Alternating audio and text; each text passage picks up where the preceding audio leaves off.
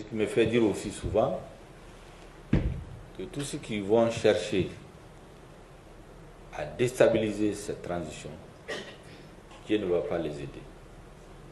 Souvent même je dis qu'Allah Boumalo. Et je suis convaincu de ça. Non, il n'y a pas là. Sarakaba, Bebla, Kilinkili. Les gens qui sont venus de l'extérieur là.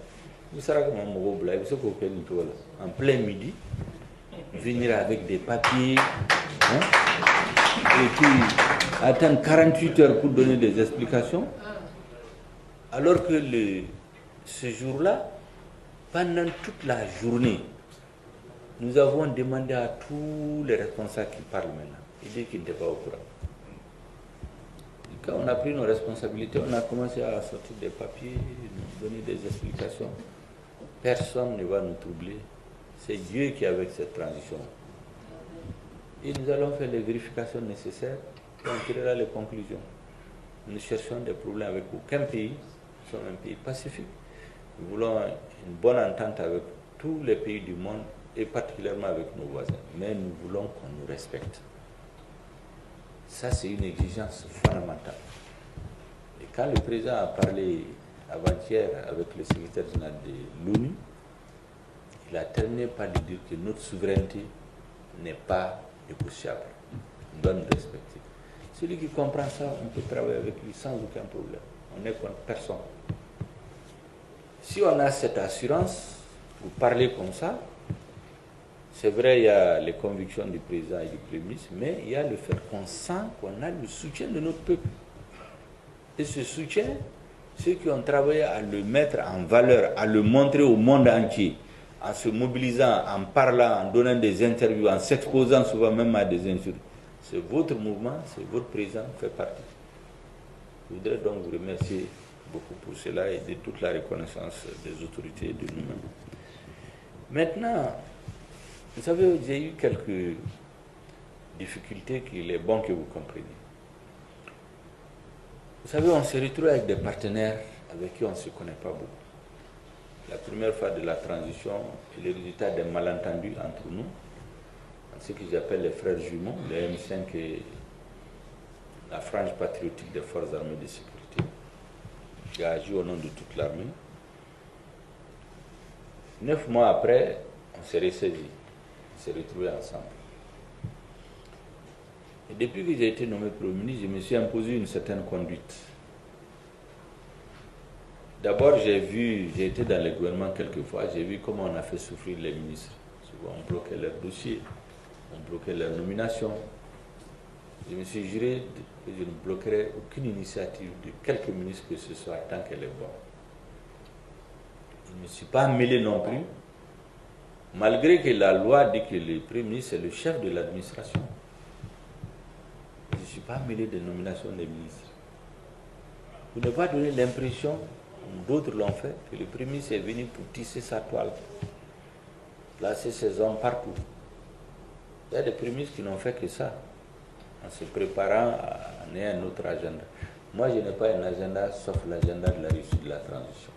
Si la transition réussit, chacun va suivre son destin. Tous ceux qui sont dans les calculs, les petits calculs là, ils perdent leur temps. Donc cela a fait qu'effectivement, les militants engagés du M5, notamment vous avez pu avoir le sentiment effectivement qu'on vous a laissé de côté. Ce qui peut être réparé va être réparé, Inch'Allah. Mais c'est bon que vous compreniez. Votre président, par exemple, c'est un homme d'affaires. Vous savez qu'il est victime d'injustice depuis des années. Bon, certains auraient pensé que dès que le gouvernement change, toutes ces injustices vont être réparées. Mais jusqu'à présent, beaucoup d'injustices le concernant n'ont pas été réparées totalement. Si c'est quelqu'un d'autre, il aurait pu dire, bon, c'est pas la peine. J'ai aidé ces gens à arriver au pouvoir, on en a fait là maintenant, ils s'occupent d'autres choses, ils ont d'autres amis. Mais il ne l'a pas fait. Et nous, nous apprécions beaucoup cette façon de tenir sur la durée. Moi, j'ai toujours dit à mes amis politiques, quand tu sais que tu as la vérité avec toi, le temps est toujours ton allié le plus sûr. Le temps est l'allié le plus sûr de celui qui a la vérité avec lui. Et je crois que votre temps va venir, s'il n'est déjà venu. Aujourd'hui, vous savez, on se trouve dans une situation, la transition d'un avion qui décolle. Avant qu'il n'atteigne la vitesse de croisière, il y a beaucoup de secousses, il y a beaucoup de risques. C'est cette période qu'on a traversée de 7 juin 2021 jusqu'au 3 juillet 2022. Il y a des gens qui ont parié sur la chute du gouvernement de transition, sur le blocage de la transition, sur le renversement du régime, sur le fait que les terroristes allaient avoir le dessus. On a résisté. Donc ce sont ces périodes. Maintenant on est arrivé, comme je disais, l'avion, une fois on atteint la vitesse de croisière. Pourquoi? Parce qu'il y a des débats qui sont derrière nous aujourd'hui. On ne perd plus de temps aujourd'hui dans les débats, doit-on oui ou non faire les réformes? Terminé. On ne fait plus de débats aujourd'hui, doit-on continuer dans la lutte contre la corruption? On ne fait plus de débats sur le fait qu'il faut renforcer la sécurité. Il y a eu un sérieux malentendu, il faut le dire, dans la mise en œuvre de l'organe unique, indépendant pour les élections. On commence à en avoir déjà les conséquences. Vous venez de dire, vous avez 260 partis. Comment est-ce qu'on va choisir les 4? Quels sont les critères? Il n'y a pas de majorité, il n'y a pas d'opposition. Personne n'a d'élu aujourd'hui. Il y a des gens qui sont reconduits administrativement pour des commodités de maintien des institutions. Quels seront les critères?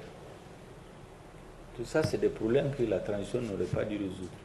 N'aurait pas dû avoir résoudre. Il y a certains qui ont dit, bon, dans des débats un peu démagogiques, que les élections, c'est l'affaire des partis politiques, donc on ne peut pas mettre l'organe sans les partis. Mais c'est comme un match de football. Le match, c'est l'affaire des équipes. Mais est-ce que les équipes doivent avoir un représentant dans l'équipe d'arbitrage? Au contraire, l'équipe des arbitres ne doit rien avoir avec ceux qui jouent. Mais si les équipes ont des représentants, ce n'est plus neutre, ce n'est plus indépendant. Mais je dis encore qu'on se retrouve dans une situation d'une famille. Le chef de famille avait beaucoup de paramètres qu'il intègre dans sa décision.